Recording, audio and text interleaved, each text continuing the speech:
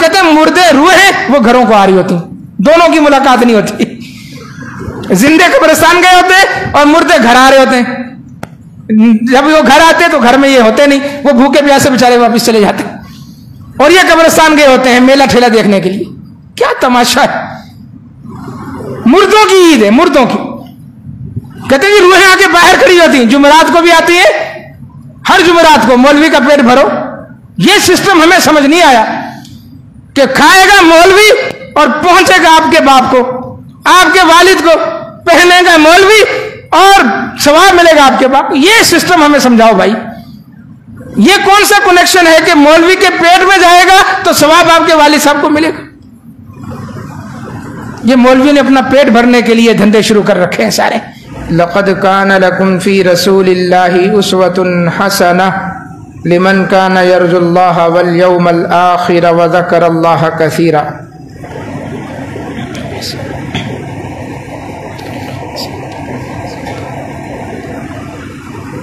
اسلامی تقویم کا 8واں مہینہ شعبان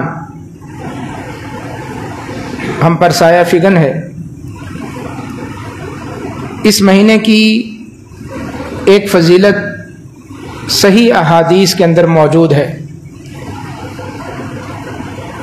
اور وہ فضیلت یہ ہے کہ نبی اکرم صلی اللہ علیہ وسلم اس مہینے میں کثرت کے ساتھ روزے رکھتے تھے.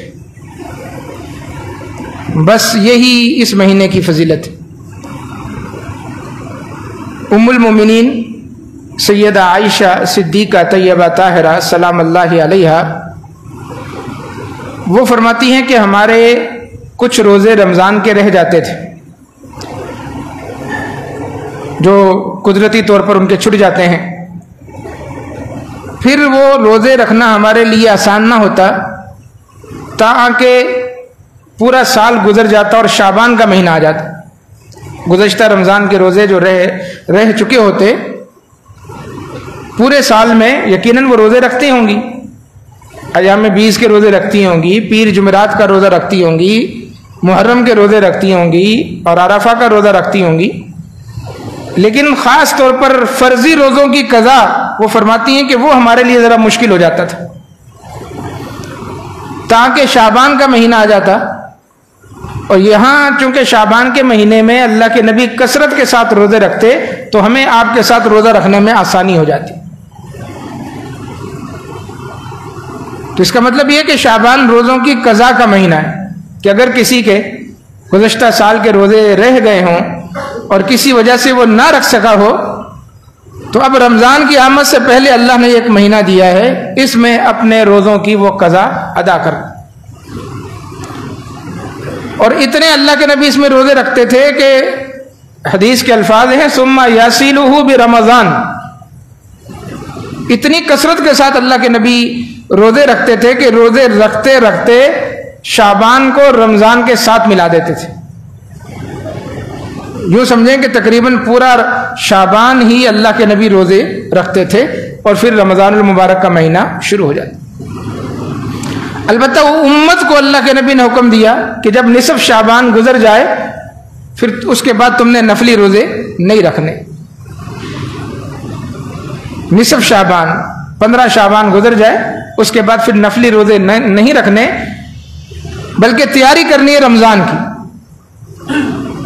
اللہ کے نبی اس میں کثرت کے ساتھ روزے رکھتے تھے. سنن نسائی کے اندر یہ حدیث موجود ہے. سیدنا اسامہ ابن زید رضی اللہ تعالیٰ عنہ نے اس کی وجہ پوچھی کہ اللہ کے نبی آپ اس مہینے میں اتنے روزے کیوں رکھتے ہیں؟ تو رسول اللہ صلی اللہ علیہ وسلم کہ ذالک شہر یغفل عنہ الناس بین رجب و رمضان، کہ یہ مہینہ جو رجب اور رمضان کے درمیان میں آتا ہے شعبان، لوگ اس مہینے سے غافل ہیں. لوگ اس مہینے سے غافل. فرمایا اس مہینے میں اللہ کے حضور اعمال پیش ہوتے ہیں. یہ سالانہ پیشی ہے انسانوں کے اعمال کی جو اس مہینے میں اللہ کے حضور اعمال پیش ہوتے ہیں. اور فرمایا کہ میں پسند کرتا ہوں کہ جب میرے عمل اللہ کے سامنے پیش ہوں تو میں روزے سے ہوں. انسان کے اعمال کی پیشی مختلف نوعیت کی ہے. روزانہ پیشی ہو رہی ہے اعمال کی، دن کا عمل دن میں اور رات کا عمل رات میں۔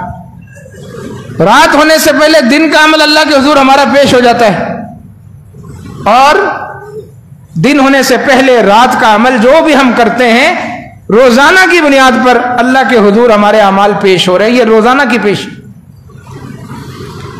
پھر ایک ہفتہ وارہ پیشی ہے، پیر اور جمعرات کا اللہ کے نبی روزہ رکھتے تھے، اور اس میں آپ نے فرمایا کہ یہ وہ دن ہیں جس میں اللہ کے حضور اعمال پیش ہوتے ہیں، اس لیے میں ان دنوں میں بھی روزہ رکھتا ہوں۔ تو یہ ہفتہ وار پیشی ہے، ہر انسان کا عمل ہفتے میں 2 مرتبہ اللہ کے حضور پیش ہو رہا ہے۔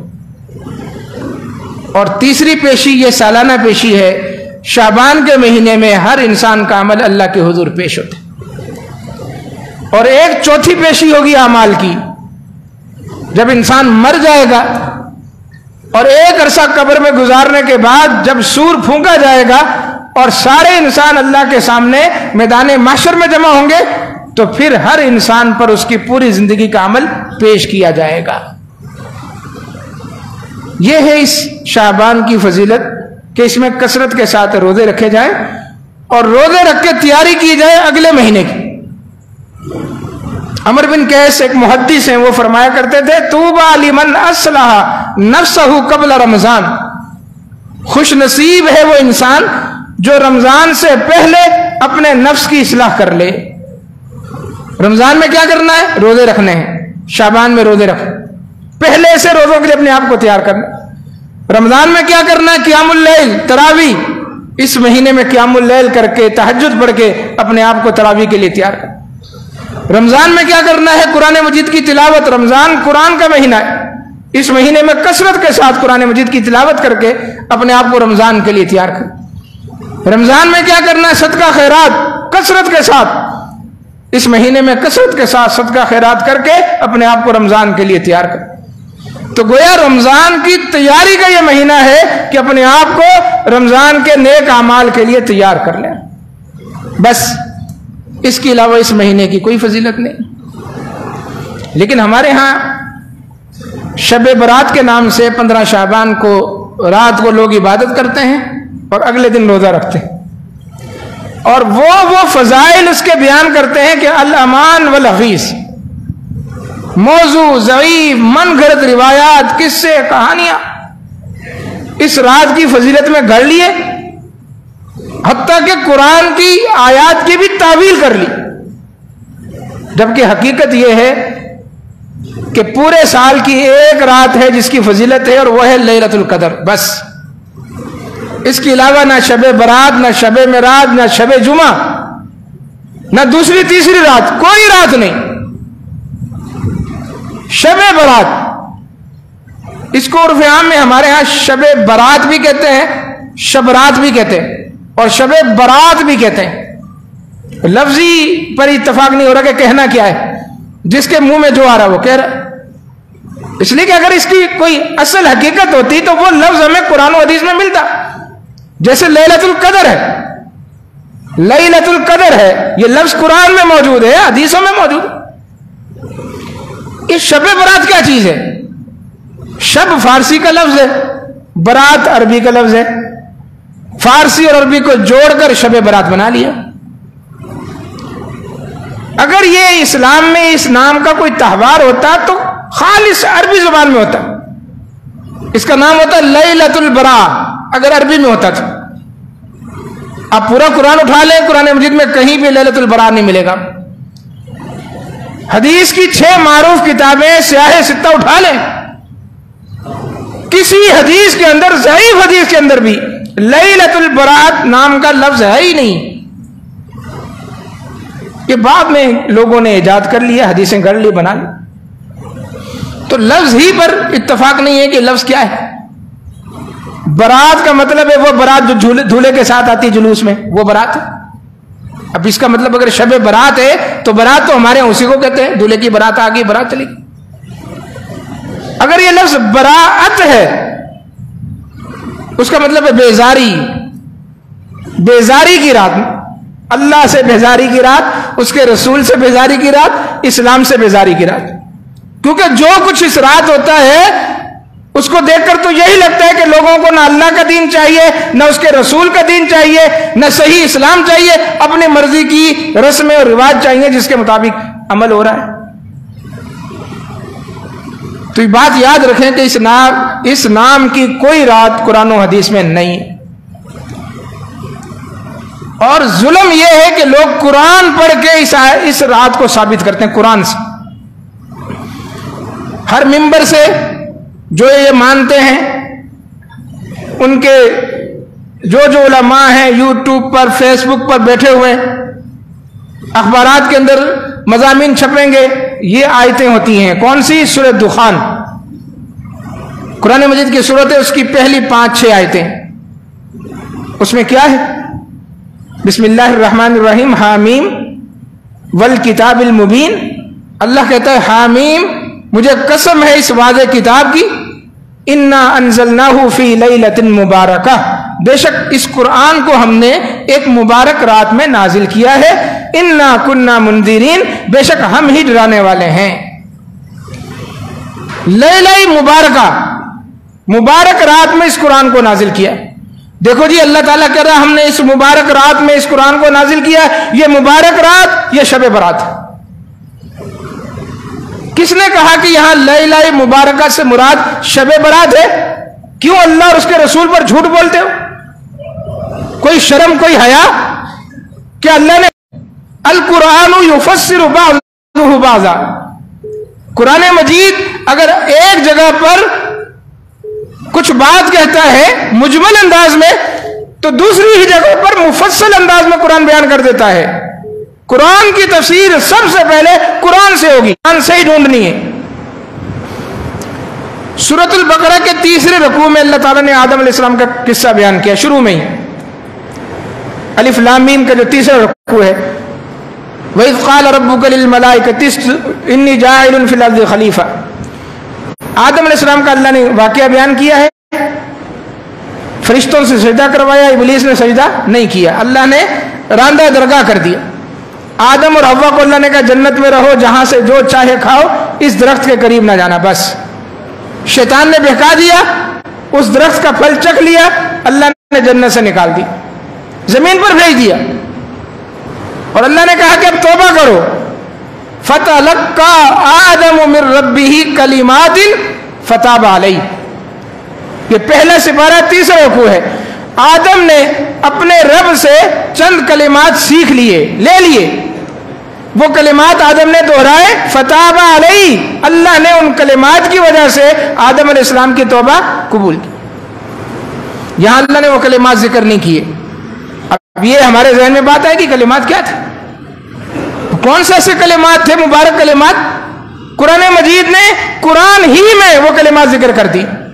سورہ اعراف 2 رکوع میں اللہ نے کہا قال ربنا ظلمنا انفسنا وان لم تغفر لنا وترحمنا لنكونن من الخاسرین۔ پہلے سپارے میں جو کہا کہ آدم نے کلمات سیکھ لیے، 8ویں پارے میں وہ کلمات ذکر کر دیے کہ یہ وہ کلمات تھے، ربنا ظلمنا انفسنا، اے اللہ ہم نے اپنی جانوں پر ظلم کر دیا، اگر تو نے ہمیں معاف نہ کیا، ہم پر رحم نہ کیا، ہم تو نقصان اٹھانے والوں میں سے ہو جائیں گے۔ یہ کلمات انہوں نے ادا کیے، اللہ نے توبہ قبول کر لی۔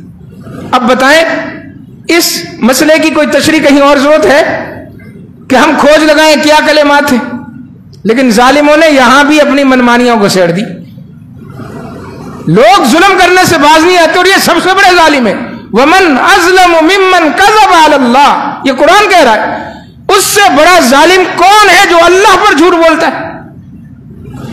وہ کہتے ہیں جی آدم علیہ السلام نے دیکھا عرش پر لکھا ہوا تھا، 5 تن پاک کے نام لکھے ہوئے تھے، 5 تن پاک کے نام عرش پر۔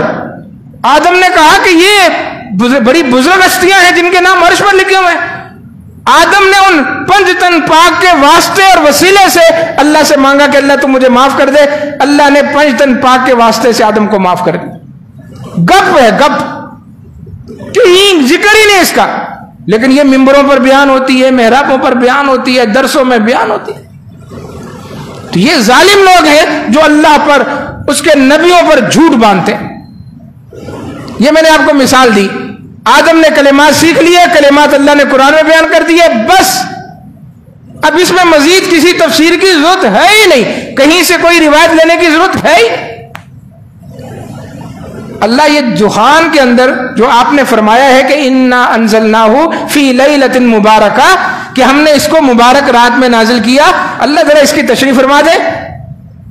اللہ نے پوری سورت نازل کر دی، سورۃ القدر، بسم اللہ الرحمن الرحیم، انا انزلناہ فی لیلۃ القدر، وہی الفاظ لیلہ مبارکہ کو یہاں اللہ نے لیلۃ القدر کہہ دیا کہ ہم نے اس قرآن کو لیلۃ القدر میں نازل کیا۔ تمہیں کیا معلوم لیلۃ القدر کیا ہے؟ خیر من الف شہر، 1000 مہینے سے بہتر ہے لیلۃ القدر۔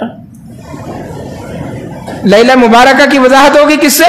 لیلۃ القدر سے۔ اللہ یہاں تو لوگ کہتے ہیں کہ وہ لیلہ مبارکہ 15 شعبان کی رات ہے، شب برات ہے۔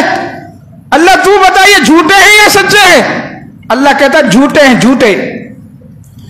جو یہ کہتے ہیں کہ میں نے قرآن کو لیلہ مبارکہ میں نازل کیا اور وہ لیلہ مبارکہ شب برات ہے، وہ جھوٹے ہیں۔ اللہ کیسے جھوٹے ہیں؟ اللہ نے کہا شہر رمضان الذی انزل فیہ القرآن، جھوٹے اس لیے ہے کہ میں نے قرآن شعبان میں نہیں رمضان میں نازل کیا ہے۔ قرآن کا آغاز رمضان میں ہوا ہے، رمضان کی 21 تاریخ کو ہوا ہے۔ اقرأ بسم ربک الذی خلق، جو جبرائیل وحی لے کر آئے وہ رمضان کی 21ویں رات تھی، لیلۃ القدر تھی، وہ شعبان میں نہیں ہے۔ اتنی بڑی بڑی پگڑیاں باندھی ہوئی ہیں لیکن اتنی موٹی بات ان کے دماغ میں نہیں آ رہی کہ لیلۃ القدر رمضان میں ہے، اللہ کے بندو شعبان میں نہیں ہے۔ لیکن سنانے والے سنائی جا رہے ہیں، سننے والے سن رہے ہیں، کسی کو جرت نہیں ہو رہی کہ اٹھ کے کھڑا ہو کر پوچھے کہ مولوی صاحب اتنا بڑا جھوٹ آپ اللہ پر باندھ رہے ہیں کہ لیلۃ القدر کو شعبان میں لا رہے ہیں اپنی پیٹ پوجا کے لیے، اپنے حلوے مانڈے کے لیے۔ اتنا جھوٹ تو نہ بولو یار، اللہ سے ڈرو۔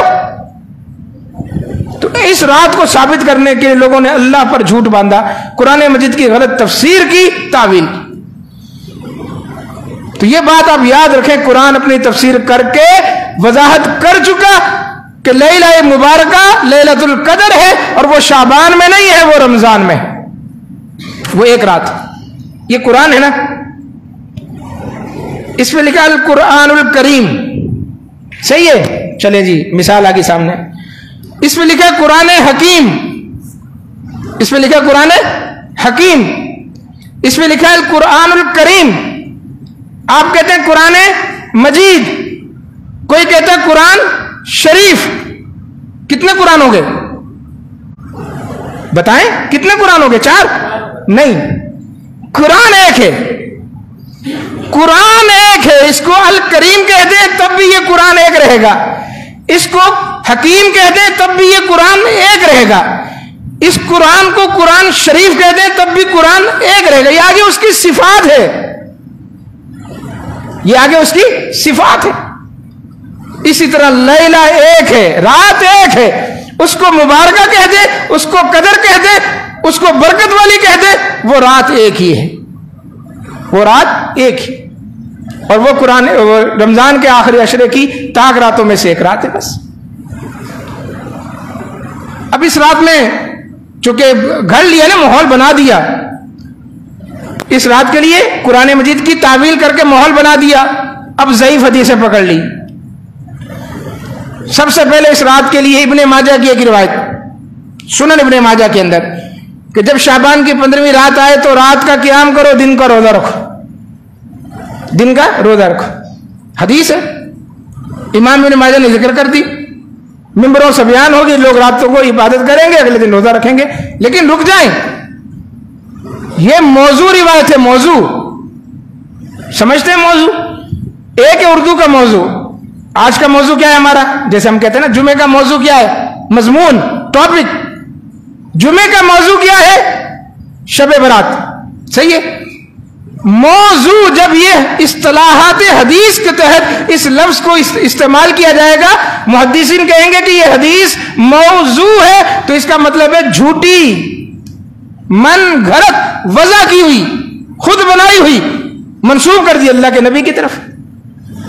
تو इब्न माजा की जो रिवायत बयान करके लोगों को कहा जाता है कि इस रात क़याम करो, अगले दिन रोजा रखो, ये हदीस क्या है? मौजू, झूठी हदीस, झूठी हदीस है, मौजू है। और ये कौन बताएगा आपको कि ये मौजू है? जाहिर बात है कि कोई अत्तार तो नहीं बताएगा, ना अत्तार का लौंडा आपको बताएगा, ना कोई इंजीनियर बताएगा, ना कोई प्लम्बर बताएगा, ना कोई लोहार बताएगा, ना कोई डॉक्टर बताएगा, ना कोई मोटिवेशनल स्पीकर आपको बताएगा, ना यूट्यूबर आपको बताएगा। ये आपको बताएंगे मुहद्दिसुल असर। कौन? अल्लामा अब्दुल्ला नासिर रहमानी हाफिज़हुल्लाह। मुहद्दिसुल असर अल्लामा गुलाम मुस्तफा ज़हीर अमनपुरी हाफिज़हुल्लाह। ये आपको बताएंगे मुहद्दिसुल असर इरशादुल हक असरी हाफिज़हुल्लाह। ये आपको बताएंगे मुहद्दिसुल असर हाफिज मसूद आलम हाफिज़हुल्लाह। इनसे पूछेंगे ये हदीस क्या है? इस फन के माहिर ये है, और भी कई उलमा किराम, या फिर उनके जूते उठाने वाले और उनकी तरफ निस्बत करने वाले हमारे जैसे तालिब इल्म। हम बताएंगे या अहल हदीस आपको बताएंगे।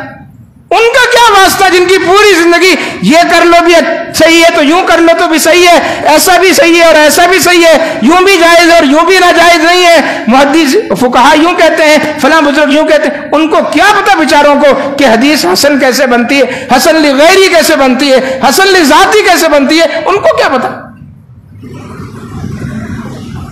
वो जाए अपना काम करे। लिकुल्ली फन्निन रिजालुन। लेकिन हमारा अलमिया है जी, जो अच्छा बोल लेता हूं, वाह वाह, क्या लॉजिक है, क्या समझाने का अंदाज है।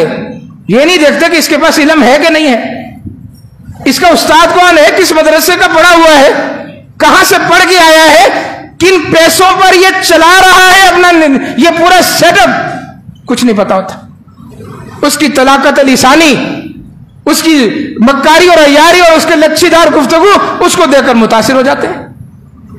हदीस हमसे पूछो, हम बताएंगे अहल हदीस की ये हदीस सही है या ज़ईफ है। दूसरों को क्या पता बेचारों को। अभी मैं थोड़ी देर पहले क्लिप देख रहा था, एक मुबल्लिग है, तबलीगी जमात से ताल्लुक है, जानते हैं आप, नामवर मुबल्लिग है। वो कहते हैं कि शब बरात के ताल्लुक से हमारे मुआशरे में इफरात और तफरीत है। अब समझाने का अंदाज देखें। कुछ लोग इसको मानते हैं, लैलतुल कदर से भी ज्यादा मान लेते हैं, कहते हैं ये भी गलत है। और दूसरी तरफ कहते हैं कि लोग इसका इनकार कर देते हैं कि सिरे से ये रात है ही नहीं, कहते हैं ये भी गलत है। दरमियान की राह निकालो, दरमियान की। अच्छा भाई निकालो दरमियान की राह। मुबल्लिग इस्लाम कहते हैं कि दरमियान की राह यह है, इसकी इतनी हदीसें हैं, इतनी हदीसें हैं ज़ईफ, मान रहे हैं ज़ईफ हदीसें, लेकिन इतनी है कि मिलके कुछ ना कुछ तो बन जाता है। हाय हाय, 100 झूठे खड़े कर दो, कहते हैं एक शरीफ आदमी बन गया। बन सकता है? 100 झूठ जमा करके कह दो, लिख कर दीवार पे ये झूठ है, झूठ नंबर 1, झूठ नंबर 2, झूठ नंबर 3, 100 झूठ लिखकर नीचे उसको प्लस करो, जमा करो और कहो जी ये एक सच हो गया। मत मारी गई है तुम्हारी। कोई दुनिया का उसूल है ये कि 100 झूठ जमा होकर एक सच बन सकता है? कोई उसूल है? बताएं ये उसूल है? नहीं। जब दुनिया में ये उसूल नहीं है तो दीन में कहां से आ गया ये उसूल? अल्लाह के बंदो, दीन में कहां से आ गया? इसलिए मुहद्दिसीन ने जरह और तादील की छलनी लगाई है।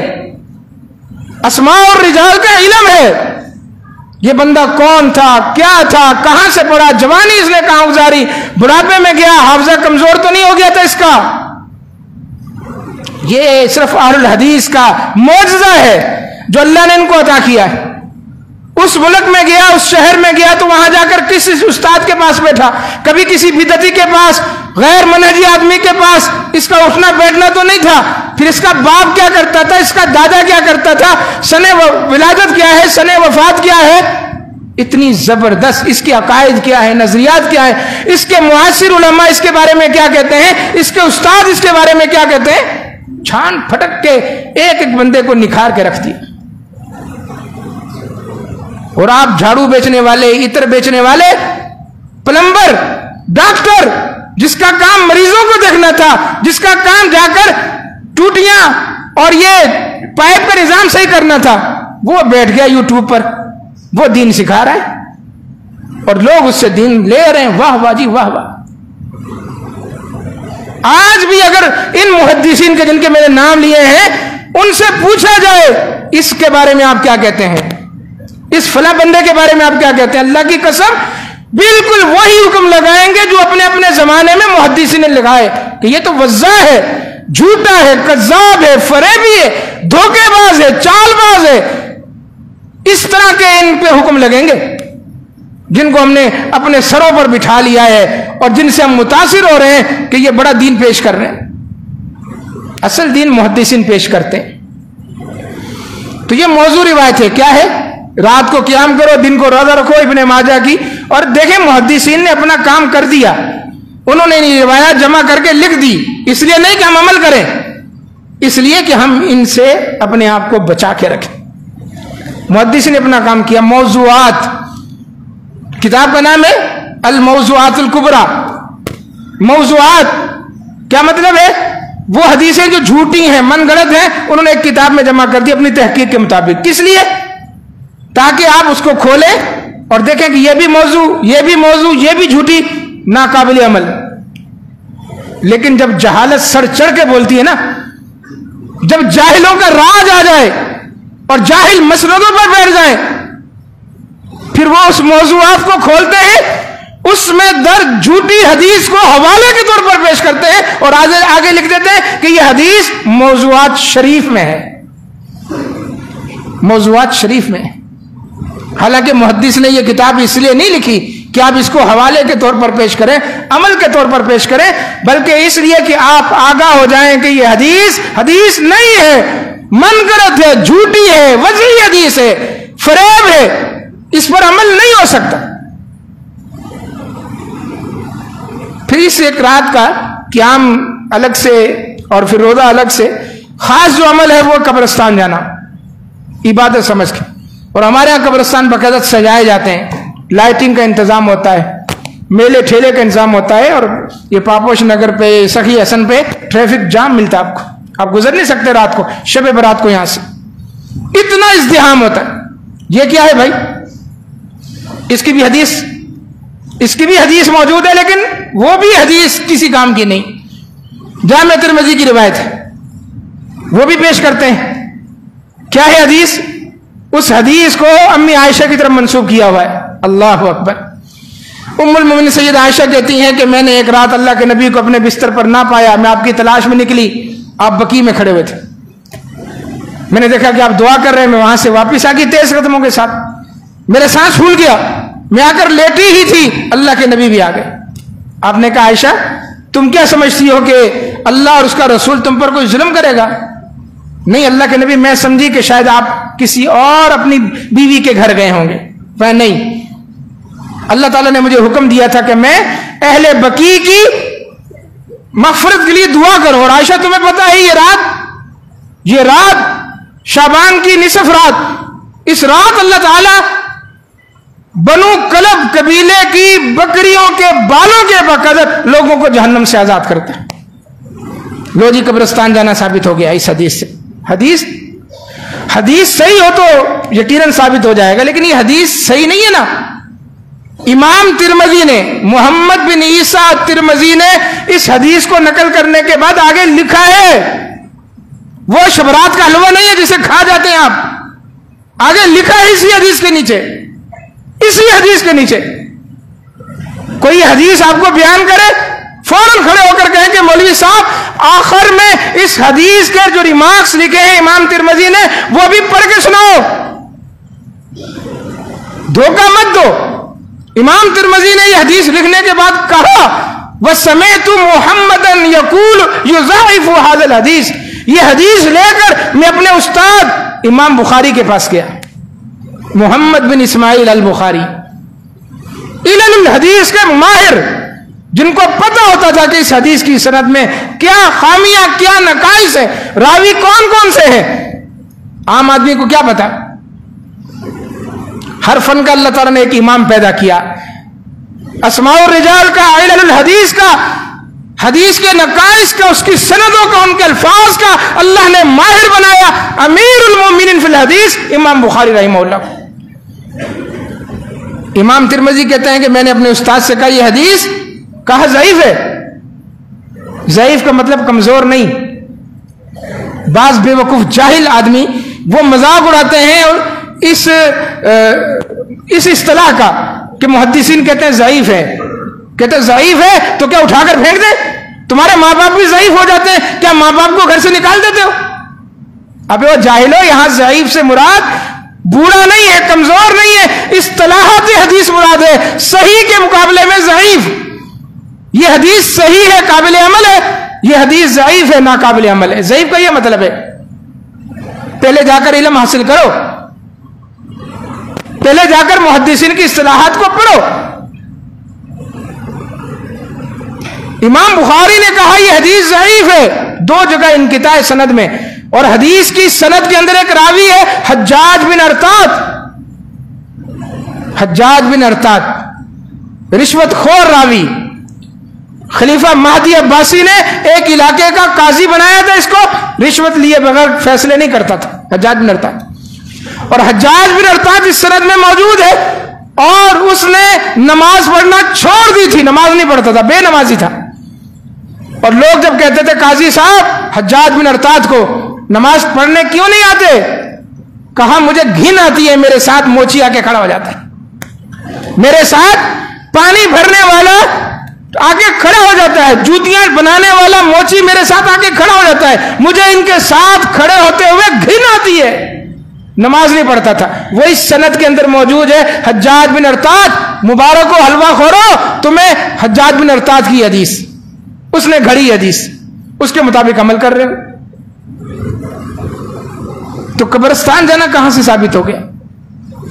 ہاں بالکل صحیح ایک روایت ہے, اللہ کے نبی قبرستان گئے, اہل بقی کی مغفرت کے لیے گئے, لیکن وہ شعبان کی 15ویں رات نہیں تھی.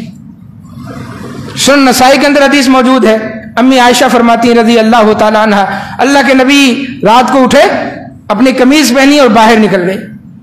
فَأَمَرْتُ جَارِيَتِي بَرِيرَةً, میں نے اپنی خادمہ بریرہ سے کہا اللہ کے نبی رات کے اس پہر کہاں جا رہے, دیکھ کر آؤ. خود نہیں گئی. ضعیف حدیث میں کیا ہے, خود گئی, آدھی رات کو گھر سے باہر نکل گئی.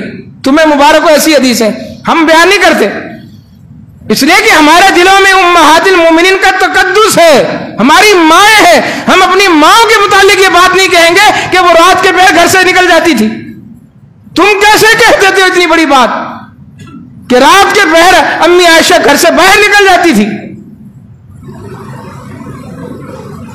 کیسی کیسی باتیں اب بیان کریں, ہم لوگوں کو عقل نہیں, سمجھ نہیں ہے, اور بیان کر رہے ہیں مزے سے.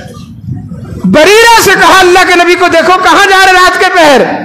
تھوڑی دیر کے بعد بریرہ آئی اور مجھے کہا کہ اللہ کے نبی بقی قبرستان گئے ہیں.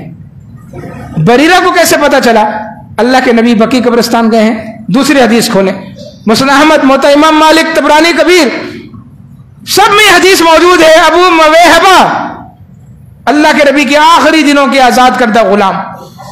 اللہ کے نبی سیدھا گھر سے نکلے, مسجد میں گئے, صفا کے چبوترے پر ابو مویہبہ سو رہے تھے, ان کو ہلایا, ابو مویہبہ اٹھو. اللہ کے نبی رات کے اس میں کہاں, میرے ساتھ چلو. کہاں جانا ہے, کہاں بقی جانا ہے. یہ بریرہ نے باتیں سن لی, اللہ کے نبی کو ابو مویہبہ کے ساتھ بقی جاتے ہوئے دیکھا, گھر میں آ کے بتا دیا.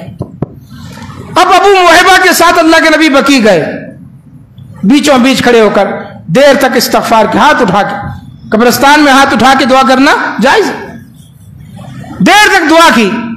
دعا سے فارغ ہوئے, کہا ابو مویہبہ اللہ نے مجھے آفر دی ہے, میں دنیا کی زندگی کو اختیار کر لوں, بادشاہت کو چن لوں, اس کے بعد ٹھیک ٹھاک طریقے سے دنیا کی زندگی گزارنے کے بعد جنت میں چلا جاؤں, یا پھر اللہ نے کہا ہے میری ملاقات کو پسند کر لوں.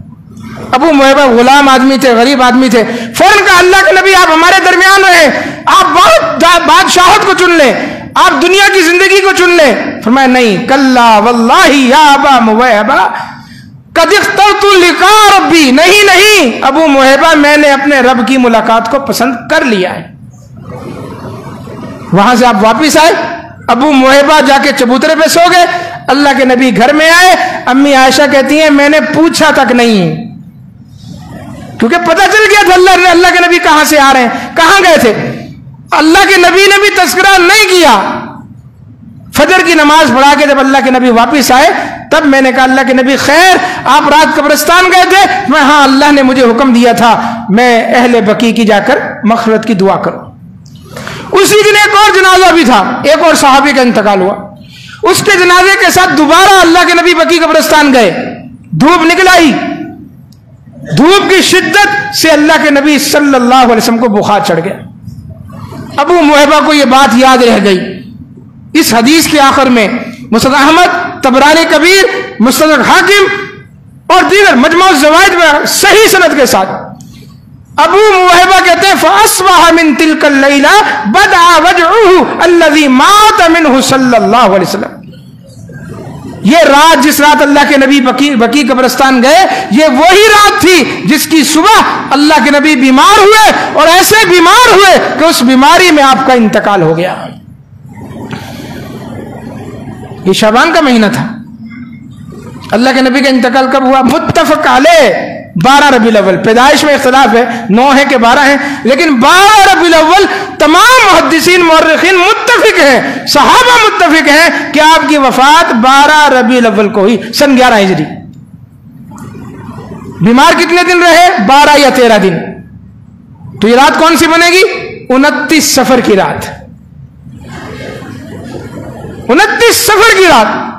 لیکن حلوے کی تہ ایسی دماغ پہ جمی، 29 صفر کی اس رات کو اٹھا کے مولوی نے یہاں 15 شعبان پہ فٹ کر دی. 15 شعبان تو جانا ثابت ہی نہیں قبرستان. 29 صفر کی رات تھی، اللہ کے نبی قبرستان گئے اور اس کے بعد بیمار ہوئے اور 11 12 13 دن بیمار رہنے کے بعد آپ کا انتقال ہو. قبرستان جائیں لیکن جھتا بنا کر نہیں، جمگٹھا بنا کر نہیں، پکنک کے طور پر نہیں، میلے اور ٹھیلے کے طور پر نہیں. فرمایا کہ میں پہلے تمہیں قبرستان جانے سے منع کرتا تھا، کنت نہیتکم عن زیارت القبور، پہلے میں نے تمہیں منع کیا تھا فزوروہا، جاؤ اب قبرستان جاؤ، فإنہا تذکرکم الآخرہ، قبرستان جاؤ تمہیں اپنی موت یاد آئے گی.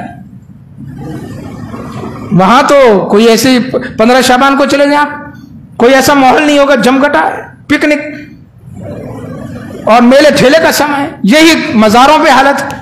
قبرستان جانے کا مقصد یہ ہے کہ وہ ٹوٹی پھوٹی قبر، وہ تھوڑی بیٹھی ہوئی قبر، وہ قبر کچی، وہ دیکھ کے انسان کو یاد آئے گا کہ میں نے بھی یہاں آنا ہے، میرا بھی آخری ٹھکانہ یہ قبرستان جانے کا مقصد. پھر آتش بازی، پٹاخے، یہ لوازمہ ہے. آتش بازی، آتش کا مطلب ہے آگ، فارسی کا لفظ ہے نا. بازی کا مطلب ہے کھیل، آتش بازی کا مطلب ہو گیا آگ کا کھیل. مبارک ہو، دنیا میں اپنے لیے آگ کا کھیل پسند کر لیا. اور پھر مسجدیں سجی ہوئی برقی کمکموں سے. پہلے ہوتا چراغاں، اس کو کہتے ہیں چراغاں، چراغ آگ سے جلتا تھا نا چراغ. یہ آگ دراصل مجوسیت کی علامت ہے. مجوسیوں کی آتش کدے ہوتے تھے. اللہ کے نبی نے خط لکھا تھا کسرا کے نام، اس وقت کا فارس، مجوسیوں کی سلطنت. 2 ہی بڑی سلطنتیں تھیں، روم اور فارس. روم عیسائیوں کا اور فارس مجوسیوں کا. اللہ کے نبی نے خط لکھا، اس کسرا پرویز نے آپ کے خط کی توہین کی، پھاڑ دیا. اللہ کے نبی نے بد دعا دی، فرمایا اس نے میرے خط کو پھاڑا، اللہ اس کو پھاڑ کے رکھ دے. اور آپ نے پیشن گوئی فرمائی، اذا ہلاک کسرا فلا کسرا بعدہ، فرمایا یہ جو کسرا اس وقت بیٹھا ہے پرویز، یہ مر جائے گا، قیامت تک دوسرا کسرا پیدا نہیں ہوگا. بس سیدنا فاروق اعظم نے ان کے زمانے میں سعد بن ابی وقاص رضی اللہ تعالیٰ نے ایران فتح کیا. وہ آخری ان کی سلطنت تھی. 1444 سال گزر گئے ہیں ہجرت کو، آج تک دنیا میں مجوسیوں کی کوئی سلطنت نہیں بنی. عیسائیوں کی موجود ہے اور ہندوؤں کی موجود ہے. کیمونس دہریے، اللہ کو نہ ماننے والے، ان کی سلطنتیں موجود ہیں، لیکن مجوسیوں کی سلطنت آج تک نہیں بنی. یہ اللہ کے نبی کا فرمان بد دعا تھی. ان کی سلطنت تو نہیں رہی، لیکن انہوں نے ہماری ان مذہبی تہواروں میں اپنی نشانی چھوڑ دی. چراغاں ہے تمہارا نشان، لیکن یادگار ہماری ہے. آگ، اولمپک گیم، ایک آگ کی مشل ہوتی ہے، وہ جب گیم شروع ہونے والے ہوتے ہیں ملکوں اس مشل کو لے کر لوگ جو، یہ آتش، آگ مجوسیوں کی علامت ہے.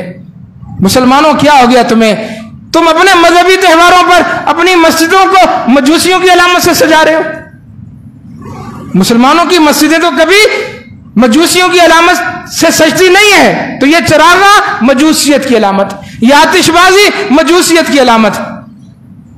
तो याद रखें, इस रात की कोई फजीलत सही हदीस से साबित नहीं है। ना रात का क़याम, ना अगले दिन का रोजा, ना कब्रिस्तान जाना, ना पटाखे बजाना। मुर्दों की ईद कहते हैं इसको, मुर्दों की। जिंदे कब्रिस्तान जा रहे होते हैं और कहते हैं मुर्दे रूह हैं वो घरों को आ रही होती, दोनों की मुलाकात नहीं होती। जिंदे कब्रिस्तान गए होते हैं और मुर्दे घर आ रहे होते हैं। जब वो घर आते तो घर में ये होते नहीं, वो भूखे प्यासे बेचारे वापस चले जाते, और ये कब्रिस्तान गए होते हैं मेला ठेला देखने के लिए। क्या तमाशा है। मुर्दों की ईद है, मुर्दों की। कहते हैं रूहें आके बाहर खड़ी होती, जुमेरात को भी आती है, हर जुमेरात को मौलवी का पेट भरो। ये सिस्टम हमें समझ नहीं आया कि खाएगा मौलवी और पहुंचेगा आपके बाप को, आपके वालिद को पहनेगा मौलवी और सवाब मिलेगा आपके बाप को। ये सिस्टम हमें समझाओ भाई। ये कौन सा कनेक्शन है कि मौलवी के पेट में जाएगा तो सवाब आपके वालिद साहब को मिलेगा। ये मौलवी ने अपना पेट भरने के लिए धंधे शुरू कर रखे हैं सारे, हलवे, मांडे, खीर। और फिर हर बिदत के अंदर ये पकवान तो लाजमी है कि लाजमी आपने बिरयानी, कोरमा, खीर, फिरनी ये बनानी। तो रहम करो इस कौम पर जो पहले महंगाई की चक्की में पिस रही है और उसको इन रसूमात के नाम पर इतना मजबूर कर दिया है कि बेचारा कर्जा लेकर भी करने पर मजबूर है। ये सब बिदआत है मेरे भाइयों, इसको छोड़ दो। अल्लाह और उसके रसूल का जो सच्चा और सुच्चा दीन है उसके अंदर इस तरह की कोई चीज मौजूद नहीं है। जिस तरह आम रात गुजरती है, ये 15वीं रात भी आप उसी तरह गुजार लें। अगर आप हर रात क़याम करते हैं, इस रात भी करें, कोई हर्ज नहीं है। लेकिन अगर आपने पूरे साल क़याम नहीं किया, इस रात उठ के क़याम करेंगे तो ये बिदअत है। अल्लाह ताला हमें बिदअत से बचाए, कुरान और हदीस पर अमल करने की तौफीक अता फरमाए।